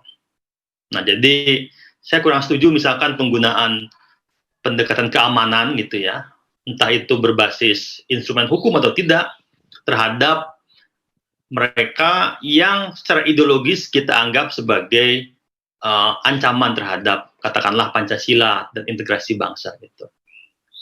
Maka tentu saja oleh karena itu pelibatan masyarakat sipil dalam melakukan kontra wacana menjadi sangat penting. Jadi kita harus berterima kasih ya pada orang-orang seperti Mas Islah, Gus Makmun, para influencer ya di media sosial yang terus-menerus memberikan kontra wacana itu. Saya kira itu cukup ya, itu cukup. Nah, yang gak cukup itu kan sebenarnya ada beberapa hal yang telah jelas dan itu telah menjadi porsinya katakanlah polisi atau alat pemerintah lain, tapi mereka tidak melakukannya. Karena apa? Karena begini ya, saya melihat sebenarnya kecuali kelompok santri itu memang mereka dan kelompok sekuler yang sangat radikal gitu. Memang tidak ada pemahaman yang sungguh-sungguh menganggap bahwa katakanlah HTI itu sesuatu yang mengancam gitu ya. kelompok-kelompok human right, hak asasi manusia tertentu misalkan malah tidak sepakat dengan adanya Perpu yang melarang HTI tersebut. Karena bagi mereka sejauh belum aktual gitu ya menjadi sebuah ekstremisme kekerasan, maka boleh siapapun boleh untuk mengungkapkan gagasannya, termasuk gagasan mengenai khilafah. Nah, jadi di sini kita sekarang berhadapan dengan satu tantangan ya, kita hidup di zaman di era demokrasi, di era hak asasi manusia gitu ya, di mana perbedaan ideologi itu memang tidak mudah diselesaikan hanya menggunakan instrumen hukum dan apalagi keamanan gitu. Yang dibutuhkan adalah kontrawacana yang berbasis pada perang intelektual ya, yang itu melibatkan masyarakat sipil gitu. Jadi menurut saya ya kalau masih ada aktivis HTI ya yang masih berwacana ya di ruang publik digital terutama ya di media sosial mengenai khilafah katakanlah ya kita counter aja. Kita counter dengan alternatif pemikiran yang bisa menyangkal itu gitu. Jadi tidak usahlah menggunakan instrumen keamanan gitu. Karena saya khawatir kalau mereka ditekan dengan cara-cara keamanan, itu mereka akan justru berhasil mempropagandakan semacam perasaan termarginalkan gitu. Dan itu bisa sangat laku sekarang. Jadi, lihatlah kami sekarang dihabisi oleh rezim Islamofobia dan seterusnya. Nah, kayak gini nih ya, cultural backlash ya, serangan balik kultural itu harus kita hindari gitu. Jadi kalau kita mau merefleksikan lagi ya, kenapa kelompok-kelompok Islam politik ini kuat? Karena memang ada represi yang luar biasa pada masa lalu. Jadi kalau kita lihat sejarah secara lebih jernih ya, memang sampai tahun 80-an tuh rejim Orde Baru itu sangat anti-Islam politik ya. Jadi seluruh ekspresi Islamik dihabisi begitu. Nah, itu menimbulkan justru penguatan internal. Nah, kita tidak mau melakukan hal yang sama sekarang gitu. Jadi cara yang lebih baik adalah menggiring mereka karena demokrasi formal sebenarnya. Jadi kelompok tarbiyah saya kira kalau kita kan ini ada banyak kelompok ya, ada kelompok tarbiyah, kelompok salafi, kelompok HTI gitu-gitu. Kelompok tarbiyah yang sekarang terlembagakan dalam PKS misalkan jauh lebih mampu untuk beradaptasi ya, karena mereka masuk ke arena demokrasi formal, partai politik, ikut pemilu dan seterusnya gitu. Nah, jadi daripada kita menggunakan instrumen hukum, lebih baik kita mendorong katakanlah kelompok-kelompok ex-HTI ini untuk terlibat dalam politik formal, dalam arena pemilihan umum, dalam pilkada dan seterusnya gitu. Karena politik formal ini adalah cara untuk memoderasi sebenarnya, memoderasi kegiatan ekstrim supaya bisa lebih menyesuaikan diri dengan berbagai macam kelompok yang lain. Saya kira itu, Mbak Husni. Terima kasih dari Mas Amin Muzakir. Kita lanjut ke Bu Reni Suarso. Jadi begini Bu, keislaman di kampus-kampus ini kan banyak sekali yang dikuasai oleh kelompok Islam intoleran seperti HTI, Salafi, bahkan terjadi di kampus-kampus yang notabene itu bukan kampus Islam. Menurut Bu Reni, bagaimana strategi yang baik untuk anak-anak muda ataupun para mahasiswa-mahasiswi moderat agar bisa mengimbangi atau bahkan mengerem gerakan mereka yang memang sudah besar di kampus-kampus? Seperti itu, Bu. Terima kasih pertanyaannya, Mbak. Memang betul, survei juga membuktikan tuh ternyata gerakan-gerakan yang intoleran itu lebih banyak tumbuh subur di kampus-kampus umum kayak di UI gitu ya. UI salah satu kampus yang menjadi persemaian dari gerakan-gerakan fundamentalis dan tarbiyahnya banyak mendominasi BEM. UI, ITB, IPB, UGM, UNRI, Riau, dan seterusnya. Yang pertama adalah fakta integritas, kebetulan ini. UI itu tahun ini untuk maba, untuk mahasiswa baru tahun 2020 meminta semuanya tanda tangan fakta integritas. Nah, salah satu isi di fakta integritas itu di pasal 10 dan pasal 11 itu memang meminta anak-anak untuk tidak terlibat di dalam gerakan-gerakan yang tidak diizinkan di kampus. Salah satunya adalah gerakan untuk jadi behind the scene, fakta integritas ini memang ditujukan untuk memberikan garis demarkasi yang jelas bahwa sebelumnya, rezim sebelumnya harus diakui di UI ya, memberikan kesempatan kepada gerakan ini untuk tumbuh subur dan berkembang, bahkan bukan cuma mahasiswanya, tetapi juga dosen-dosennya, karyawannya, bahkan juga dosen-dosen yang ada di struktur. Itu memberikan opportunity untuk gerakan ini untuk memang berkembang subur di kampus. Ya karena saya orang UI ya, saya bicara aja berdasarkan pengalaman saya dan pengamatan saya di UI. Nah, jadi salah satunya lewat fakta integritas yang ditandatangani oleh mahasiswa.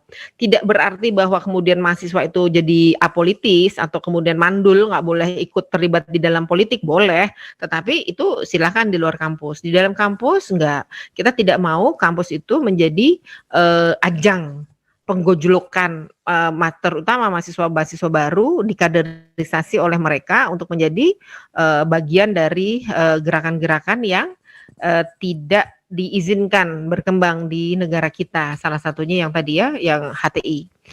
Nah, kemudian poin yang kedua adalah saya sepakat dengan Mas Amin tadi, bicara kontra wacana, perang intelektual. Ya, kalau di level itu betul. Jadi kalau misalnya kita dengan mahasiswa begitu ya, lewat media sosial ataupun lewat platform-platform lainnya, kita bisa melakukan counter wacana, lebih menjelaskan apa sih yang sebenarnya terjadi. Karena demikian banyaknya informasi dan terlalu banyak juga orang-orang yang bermain di media, sehingga kadang-kadang anak muda atau dalam hal ini mahasiswa bingung mana sih sebenarnya yang benar, karena flow informasi itu luar biasa banyak dan derasnya. Poin yang ketiga, pemahaman terhadap demokrasi juga harus disosialisasi dengan baik. Indonesia ini sejak 98 katanya udah demokrasi, tetapi apakah kita udah paham apa itu demokrasi? Saya nggak yakin.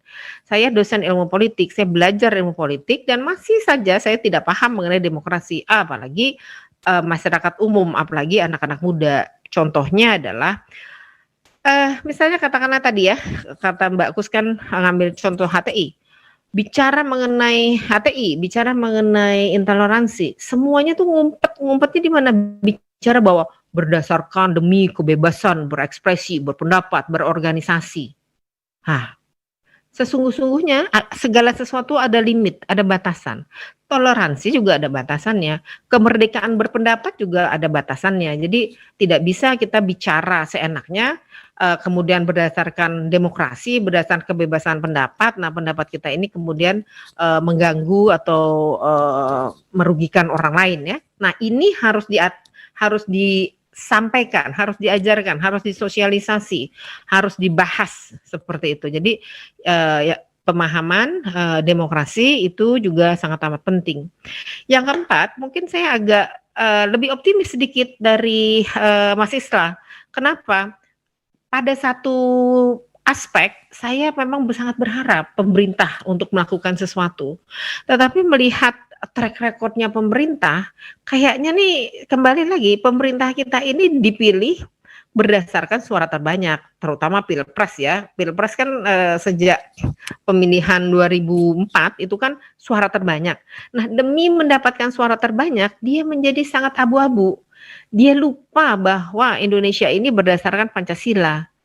Sehingga mereka seringkali saya lihat di dalam banyak kesempatan bermain di wilayah abu-abu, memberikan kesempatan untuk atau setidak-tidaknya tidak mau frontal berhadapan dengan yang seharusnya dia basmi, katakanlah HTI begitu ya, atau udahlah Habib Rizik, aduh jujur deh, gue sebel banget di mana-mana Habib Rizik. Aku bilang ya, seharusnya Habib Rizik itu kan udah jadi masuk DPO, buron dari negara kita. Kok masih bisa sih ada billboard pulangkan Habib Rizik, hidup komando Laskar Jihad Habib Rizik. Lah, kita itu kalau pasang billboard di jalanan itu harus minta izin, harus bayar pajak ke Pemda.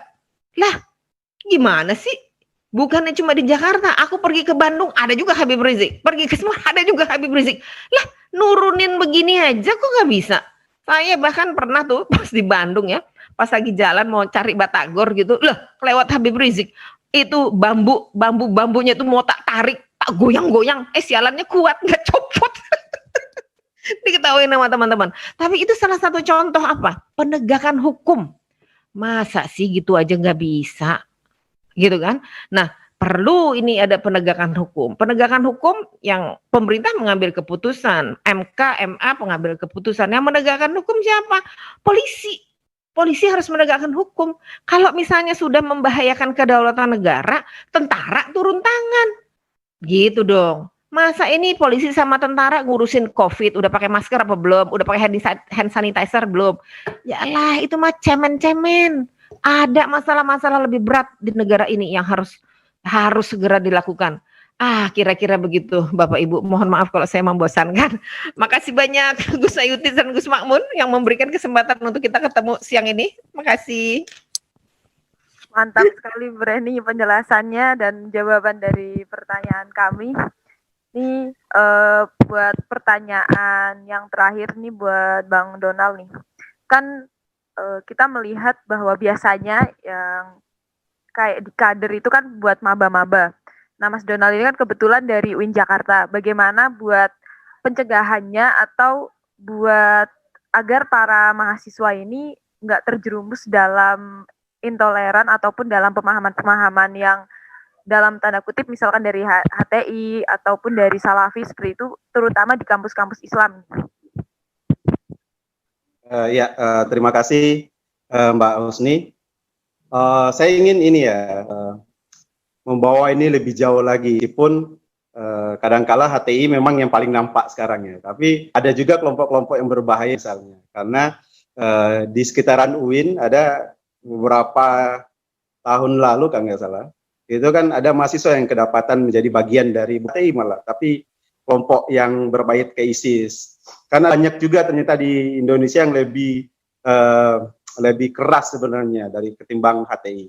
Nah, saya termasuk yang memandang bahwa sekali lagi saya ingin bahwa saya termasuk yang memandang toleran dan intoleran itu ini sisnya tindakan. Jadi selama belum ada tindakan, bagi saya perang wacana biasa saja, terutama ini.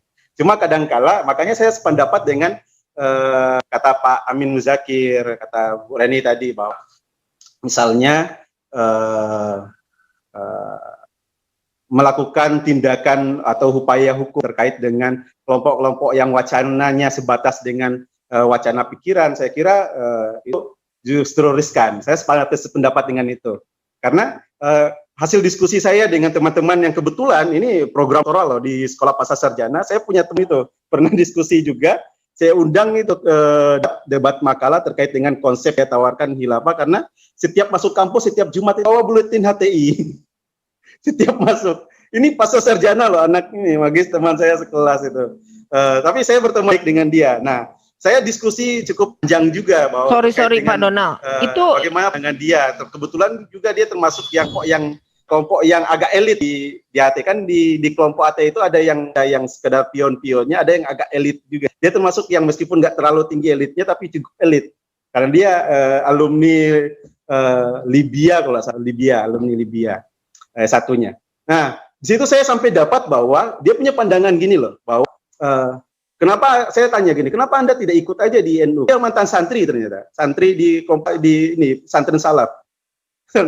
Nah, kenapa nggak bertahan di NU aja, kurang di NU? Kemudian, atau misalnya pilih Muhammadiyah lah yang lebih moderat, atau ada juga yang Al-Wasliyah yang lebih moderat, atau Khairat yang ini, atau Nahdlatul Watan, itu pilih yang lebih moderat. Tapi kata dia gini, enggak. Karena Islam itu dalam keadaan asing, dia pakai hadis ini, riwayat Muslim itu. Jadi Islam itu datang dengan keadaan asing, dan akan kembali ke asing. Jadi kita ini yang dianggap asing, ya kata ini ya tuba guraba itu. Jadi berbahagialah menjadi orang yang asing. Ya gitu kan, pakai dalil. Nah, loh gimana kalau misalnya yang di ini orang-orang yang justru keagamaannya ya baru belajar. Jadi biasanya kelompok-kelompok hijrah misalnya kalau dapat dengar ini pakai dalil-dalil seperti ini langsung wah. Biasanya kelompok hijrah itu kan galau, baru belajar agama dan baru ini. Kemudian keagamaan yang anut itu berbeda dengan kelompok agama pandangan keagamaan misalnya di Indonesia secara umum. Kemudian merasa asing, teralienasi, kemudian menganggap bahwa asing itu justru keagamaan yang benar gitu. Nah, bagaimana itu? Ini sebenarnya biasa aja. Misalnya orang yang baru kenal belajar agama, kemudian ketika pakai cadar. Nah, ketika dia bergabung dengan komunitasnya yang baru kan itu secara otomatis teralienasi gitu. Nah, di situ kemudian didoktrin bahwa ini loh ada hadis riwayat Muslim bahwa berbahagialah menjadi orang-orang yang asing. Nah, gimana itu? Bahkan sampai di ekstrim misalnya, tindakan-tindakan yang terorisme dan sebagainya, ketika pakai dalil ini juga, mereka kan mengatakan bahwa biarlah saya dihujat oleh kelompok mayoritas, karena saya berada di kelompok yang asing, dan itu justru berbahagia orang yang asing. Gimana konteks seperti itu? Makanya ini penting, perang wacana. Tapi satu titik, sebelum saya menjawab yang ini ya, di kampus, saya ingin menanggapi juga, meskipun di satu titik untuk yang selama tidak ada tindakan aksi nyata, itu bagi saya perang wacana cukup.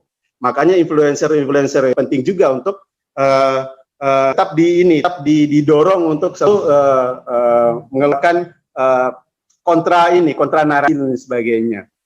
Tapi di tataran tertentu misalnya, saya catat ini misalnya kalau ini kasus-kasus intoleransi misalnya yang terbaru ya tahun 2020 ini, misalnya kasus intoleransi di Solo kemarin yang Acendo de Remi, itu kan hanya kelompok yang berbeda pemahaman. Kemudian ada pelanggaran makam adat misalnya, yang itu tidak dengan Islam, itu pelanggaran makam adat di Kuningan misalnya kemarin itu, yang Sunda Wiwitan. Kemudian ada juga di Yogyakarta itu, yang dimana guru pramuka SD itu pakai yel-yel Isnes Kafirno gitu. Itu kan intoleran gitu. Kemudian ada juga yang pembubaran misalnya COVID kemarin di Cikarang. Itu kan ada suatu komunitas yang agama Nasrani saya sebut saja, itu kan ibadah di rumah, kemudian dibubarkan oleh dua orang yang pakai peci, pakai sarung, dan mengatakan bahwa itu harus dibubarkan COVID, dilarang berkumpul sebagainya. Kan seperti itu termasuk yang intoleran juga kan. Tapi bagi saya untuk hal seperti ini karena berhubungan dengan dakan, bukan lagi wacana atau gagasan. Bagi saya ini pemerintah harus menangani secara hukum, bukan politis atau logis. Nah, konteks ini ketika berhubungan tindakan, saya sepakat dengan hukum. Tapi untuk yang berhubungan dengan baru perang wacana, saya sepakat untuk, ya yuk kita kontrasi juga. Karena kadangkala melakukan kontra narasi, kita berhadapan dengan kelompok yang dimana intoleransinya itu adalah kelompok-kelompok yang pada dasarnya yang digarap itu atau yang digal itu adalah kelompok yang mereka memobilisasi yang namanya emosi komunal. Bahkan kadangkala yang diserang itu justru yang ditawarkan itu ideologi afektif yang sebut tadi yang berhubungan dengan kan, di mana kadangkala berhubungan dengan orientasi nalar itu mereka nggak nyampe. Nah itu juga penting. Nah makanya di kampus sebagai masyarakat yang terdidik penting selain bagi saya ini selain dari lembaga-lembaga kan ada kelompok-kelompok organ ekstra sama intra. Nah organ ekstra itu saya sepakat dengan pendapatnya Prof. Azra. Organ ekstra itu misalnya HMI, PMI, kemudian IMM itu dimasukkan lagi ke kampus, beri wadah untuk ini, biar terjadi apa kontranasi sehingga tidak mobilisasi oleh lembaga dakwah kampus atau kelompok-kelompok yang agak anti mainstream lah dengan pemahaman keagamaan yang ada di Indonesia. Misalnya gini, saya waktu pengalaman S1 ini saya S1-nya matematika ya, S2-nya ini Islamic Studies, S1 matematika, dan ini kan ada dua ini, waktu maba. Ada dua pilihan nih, saya ikut kelompok dakwah kampus, yang dimana kelompok dakwah kampus untuk mahasiswanya, itu ditawarin roti, minuman, kemudian di bawah tenda, meskipun kita lesehan tapi di bawah tenda.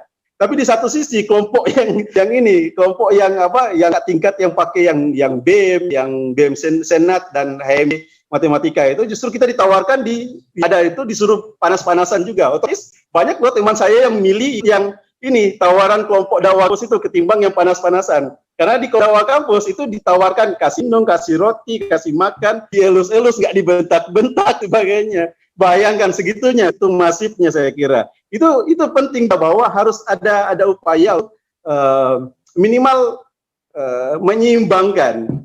Karena kadang-kala di kampus itu kelompok yang berat itu mohon maaf ya, saya termasuk ini ya, saya di kader di PMI. Kemudian yang untuk anak-anak PMI ya agak keras juga sebenarnya. Tapi di kelompok mereka kayak yang akhlakul karimah yang baik dipilih yang berakhlak. Nah, mungkin penting juga untuk kelompok berbasis IMM, PMI ini itu untuk ketika maba di perekrutan itu lebih soft lah, lebih akhlaknya harus lebih baik ketimbang ini, atau minimal sama biar terjadi kontra narasi. Saya kira itu dulu Pak, biar nggak ini. Terima kasih.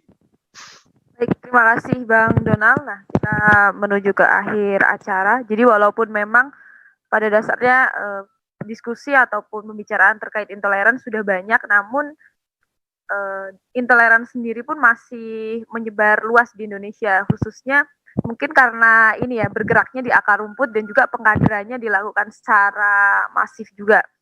Nah, ini terkait dengan apa yang sudah tadi diskusikan, saya pengen ada closing statement nih dari pembicara, closing statement terkait mungkin entah harapan untuk misalkan pemuda ataupun pemerintah ke depannya, ataupun closing statement terkait apa sih yang harus kita lakukan misalkan.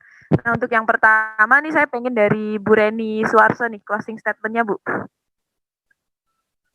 Ya. Oh, kok jadi saya? Saya pikir saya nomor 3. Ini berurutannya diacak ya. dulu Bu. Oke, baik. Rekomendasinya pertama seperti tujuan di gara-gara Habib Rizik ini Bu.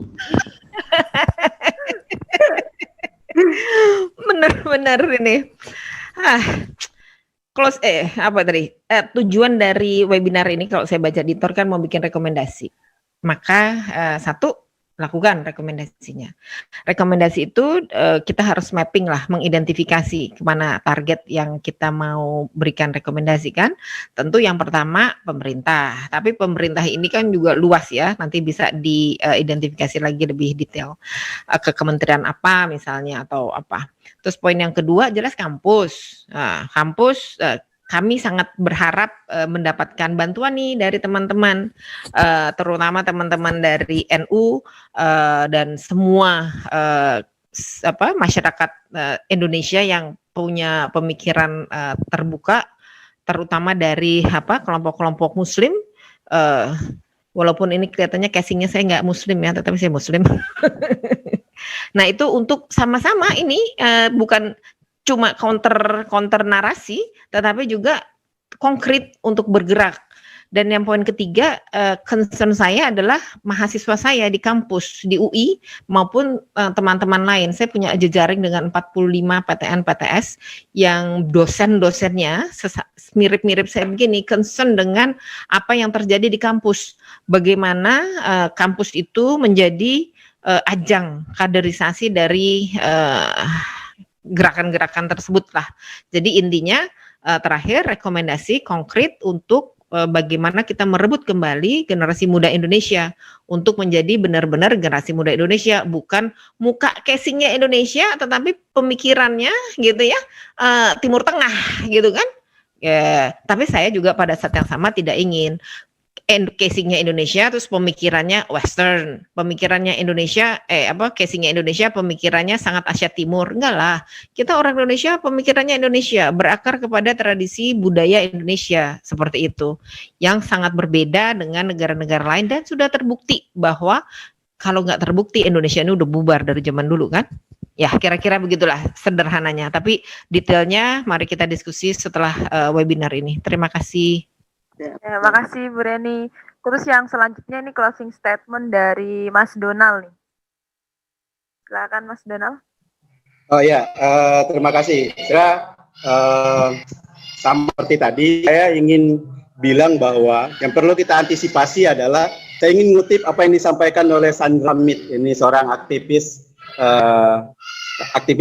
anti kekerasan misalnya. Sandra Hamid bilang gini, yang perlu kita antisipasi adalah normalisasi intoleransi.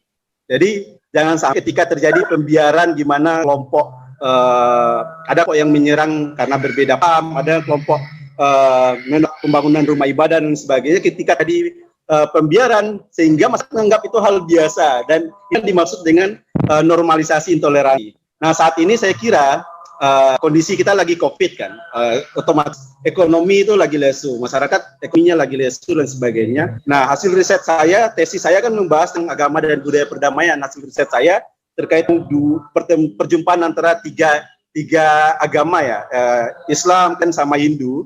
Itu hasil tesis bahwa ternyata karena konflik agama ini sebagai akselerator, pemercepat, tapi tentang struktural ya, ekonomi, politik dan sebagainya itu justru jadi trigger. Agama hanya sebagai pemercepatnya. Kemudian disinilah yang punya, karena kondisi ekonomi sangat riskan, sebagai mangsa kelompok intoleran. Misalnya orang-orang yang ekonominya lesu itu menjadi riskan untuk menjadi mangsa kelompok intoleran. Mas ini penting sekali yang namanya new normal toleransi gitu. Jadi kalau ada new normal kondisi COVID, perlu juga new normal toleransi. Jadi paham toleransi itu perlu untuk digalakkan lagi meskipun di tengah COVID. Jangan hanya fokus ke COVID, kemudian lupa bahwa ada kelompok tertentu yang lagi merongrong tanpa kita sadari. Nah, kemudian yang tadi saya menawarkan 3 cari di mana ada kesadaran kebinekaan, kesadaran eksistensi sama kesadaran proeksistensi, di mana ketiga itu pada dasarnya terkristal dalam Pancasila. Jadi ketika kristal dalam Pancasila, di sini penting untuk kembali menguatkan Pancasila dalam tataran yang lebih praktis, dalam tataran yang lebih aktif. Dan perlu, meskipun seperti P4 zaman Orde Baru, tapi perlu ada pendidikan yang semakin masif di kampus-kampus, sekolah-sekolah dan sebagainya, biar tidak ada seperti kejadian di Yogyakarta kemarin itu, yang dimana yel-yelnya SD loh, yang ada yel-yelnya, dimana yang melakukan itu pembina pramuka, yel-yel untuk anak SD, ISIS, kafir non dan sebagainya. Saya itu. Terima kasih kepada Ibu Reni, Cak Isla dan Pak Amin Muzakir serta Mas Sayuti dan Amun serta Mbak Husni atas kesempatan yang diberikan. Terima kasih banyak Bang Donald. Selanjutnya closing statement yang ketiga nih dari Bang Islah Bahrawi. Kami persilakan Bang. Terima kasih. Kalau saya melihat begini ya, saya terlalu banyak membaca buku-buku sejarah masa lalu, jadi saya tuh agak melihat intoleransi di negara kita ini agak complicated juga. Saya setuju dengan apa yang dikatakan Mas Amin Muzakir tadi. Security approach juga pada akhirnya juga justru akan meninggikan harkat mereka. Mungkin Bu Reni juga tahulah, Bolshevik itu tadinya kecil gitu, karena diberi ruang lalu melakukan pendekatan security approach, pada akhirnya ya bisa menjungkalkan dinasti Tsar gitu. Nah, ini yang tapi pada intinya begini, mungkin ada 2 pola pendekatan yang harus dilakukan oleh pemerintah. Kalau memang di situ terjadi violation of law, saya pikir memang harus ada law enforcement, harus ada security approach. Itu mutlak. Karena memang ada pelanggaran. Saya setuju ketika ada banner-banner yang menjamur, bukan hanya Bandung, Jakarta itu, Bu. Saya kemarin tur Jawa Timur sampai Jawa Tengah, Jogja itu menjamur juga ini. Wah, ini apa-apaan sih ini? Ini kok nggak ada implementasi dari pemerintah bahwa itu harus bayar pajak, harus berizin dan sebagainya. Memang tidak ada law enforcement di situ. Bukan hanya itu sebenarnya, banyak kejadian-kejadian seperti razia warteg. Ini kan embrio intoleransi yang didiamkan sebenarnya. Ketika bulan puasa ada razia warteg dari FPI, tapi kok pemerintah diam gitu. Ini kan sebenarnya ini sesuatu yang tidak boleh dibiarkan. Tapi hal-hal seperti ini yang sifatnya mengganggu ketertiban umum dan ada pelanggaran hukum di situ, ya pemerintah mau nggak mau harus melakukan security approach, gitu. Pendekatan pola keamanan. Tapi untuk hal-hal yang bersifat gerakan intelektual, di banyak negara juga melakukan kontra ideologi, mau nggak mau. Meskipun seperti di Malaysia misalnya, sudah mulai menangkapi juru bicara HTI, sementara di sini kita ada beberapa teman melakukan delik aduan, Ismail Wisanto dilaporkan segala macam, ya ini prosesnya juga nggak jelas, ujungnya juga seperti apa. Tapi saya juga tidak setuju seperti kata Bang Amin, ini pada akhirnya security approach untuk sesuatu yang sifatnya bukan bukan pelanggaran hukum yang bersifat vital, tapi kemudian menggunakan pola pendekatan keamanan, ini justru akan membesarkan mereka. Saya pikir untuk gerakan-gerakan masif yang underground seperti di kajian-kajian tarbiyah di beberapa BUMN, di lembaga-lembaga intelektual, di kampus-kampus, yang memang adalah, saya kadang-kadang, saya gini iri saya, Mas Amin. Ini Felix Yao ini followernya itu ratusan ribu, jutaan bahkan. Saya aja yang jungkir balik menyuarakan anti radikal, anti khilafah, yang ya ecek-ecek ya Pancasilais lah kalau menurut saya. Kok followernya nggak bergerak-gerak di 45.000, itu saya juga kadang-kadang heran. Kalau saya mencari di YouTube itu dengan keyword khilafah misalnya, yang muncul itu mereka semua. Kita itu ada di layer paling bawah itu. Nah ini entah gimana ya. Ya menurut saya sih nggak berharap juga. Pemerintah mau mengkoordinir kami ini, saya nggak mau berbicara tentang pendanaan dan sebagainya. Tapi kita ini seharusnya diberikan silabus yang baku, supaya kita ini benar-benar satu pintu gitu. Kita itu betul-betul satu pintu, bahwa kita itu diberikan satu silabus. Begini loh kita, begini loh pemerintah maunya, begini loh yang namanya anti intoleransi. Karena begini, yang saya takutkan adalah ketika intoleransi ini dilawan dengan intoleransi, seperti yang dilakukan teman-teman Banser mempersekusi pengajiannya Ustadz Basalama, ini saya juga nggak setuju sebenarnya. Membubar ini kan sama dengan gerakan Wahabisme yang menyerbu perayaan Maulid di Cibinong, lalu ada di Minahasa Utara pembangunan masjid juga dipersekusi, di Bekasi juga pembangunan gereja ini kan intoleransi yang dilawan, di intoleransi akhirnya menjadi konflik horizontal yang tidak boleh didiamkan. Ketika pemerintah memberikan ruang-ruang kosong terhadap penanganannya, saya kira tidak mustahil konflik horizontal akan terjadi. Nah, sekali lagi ini soal pemerintah. Kalau soal influencing ya kita sudah berusaha maksimal lah. Saya jungkir balik. Saya kadang-kadang berbiaya sendiri keliling ke Pulau Jawa sampai ke Kalimantan ini. Terus terang saya berbiaya sendiri. Ini Mas Ayuti insya Allah tahu lah. Nggak ada yang biayai saya. Cuma memang ya kadang-kadang di sana ya saya disangoni gitu loh. Karena mungkin dia lihat ini masih setelah ini udah kayak gembel begini kok berusaha menderadikalisasi orang-orang gitu. Saya cuma minta izin untuk mengumpulkan orang. Pak, kumpulkan orang di sini, di BUMN sini, saya hanya ingin memberikan influence. Ini memang pekerjaan saya. Ya saya juga bukan orang kaya. Saya juga ya berkecukupan aja gitu. Tapi saya hanya berangkat ini betul-betul karena terenyuh aja gitu loh. Saya masa kecil saya itu melewati masa kecil di Madura yang sangat adem gitu. Saya itu udah biasa bergaul dengan teman-teman Cina, teman-teman non Muslim, sudah biasa. Di Madura itu ada Cina sampai kecamatan, Pak. Ini sekarang ini Cina-Cina di kecamatan itu pada hengkang gitu. Udah nggak ada berani yang tinggal di kecamatan. Udah mulai geser ke kabupaten. Lama-lama geser ke ibu kota provinsi. Lama-lama kabur mereka dari Indonesia karena faktor intoleransi ini. Ini sangat mengkhawatirkan untuk kita. Ini kan sebenarnya sekam-sekam konflik yang direndam untuk meledak di masa depan kalau nggak segera ditangani. Saya pikir itu. Terima kasih Mbak Reni, Mas Donald, Al-Mukarrom Pak Amin Muzakir, Mas Ayuti, Mbak Husni, dan semua yang ada di sini. Terima kasih. Kalau ada salah kata ya mohon dimaafkan. Assalamualaikum warahmatullahi taala wabarakatuh. Selanjutnya untuk closing statement ini dari Mas Amin Muzakir. Kami persilahkan Mas Amin. Oke, terima kasih. Saya kira sudah banyak rekomendasi ya. Masalahnya ini nggak didengar aja gitu. Jadi pendapat dari Mbak Reni, dari Mas Donald, dari Mas Islah itu kan pikiran-pikiran terbaik yang dimiliki oleh bangsa ini ya. Tapi itu tidak pernah menjadi inti dari apa ya, kebijakan politik gitu. Jadi saya terus terang sebenarnya juga tidak tahu harus bilang apa ya, karena sudah terlalu banyak pikiran-pikiran yang hebat-hebat seperti yang kita bicarakan di sini nggak pernah jadi satu kebijakan. Jadi rekomendasinya ya kita harus terus melakukan ini supaya suara-suara yang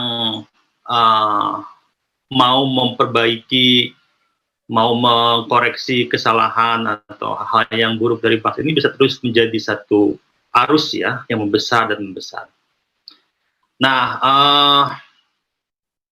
terus saya kira memang negara harus belajar pada gerakan-gerakan Islam yang lebih lama gitu. Saya tuh kalau melihat para aktivis NU itu kan kadang-kadang takjub ya, mereka lakukan penyadaran gak hanya keagamaan tapi juga kebangsaan ya, tanpa kadang-kadang ya tanpa dapat sesuatu ya. Tadi Mas Ida cerita kan keliling-keliling Jawa macam-macam itu, dan itu banyak gitu para kiai, para ustadz. Nah, dan mereka saya kira tulus gitu ya. Jadi saya nggak membayangkan bangsa ini masih bisa tegak berdiri kalau nggak ada orang-orang seperti itu ya, para agamawan yang berkhidmat pada masyarakat ya, pada umat gitu. Nah, saya tentu sangat berharap ya semacam rekomendasi ini bahwa itu bisa didengarkan, bisa menjadi bagian dari proses demokrasi gitu ya. Demokrasi itu kan bukan sekadar kita datang ke bilik pemilihan umum kemudian memilih siapa akan jadi presiden dan juga menjadi wali kota atau bupati ya, gubernur, enggak. Tapi bagaimana suara-suara yang terus-menerus ingin perbaiki bangsa ini terus-menerus mendapatkan tempat, dan kalau bisa mendapatkan tempat dalam struktur kebijakan politik yang lebih luas, juga ekonomi yang lebih luas gitu. Karena kenyataannya justru sebaliknya gitu, seringkali ya gimana ya kalau makanya saya dari awal sebenarnya agak pesimis karena strukturnya itu masih sama gitu. Jadi agama ini kalau ada konflik gitu ya, peragamaan dipanggil untuk meredam konflik, tapi setelah konfliknya selesai tinggalkan dan seterusnya. Nah, saya berharap dengan diskursus publik seperti ini ya, melalui hal sederhana mungkin lewat hanya sekadar webinar yang disiarkan lewat YouTube dan seterusnya, itu bisa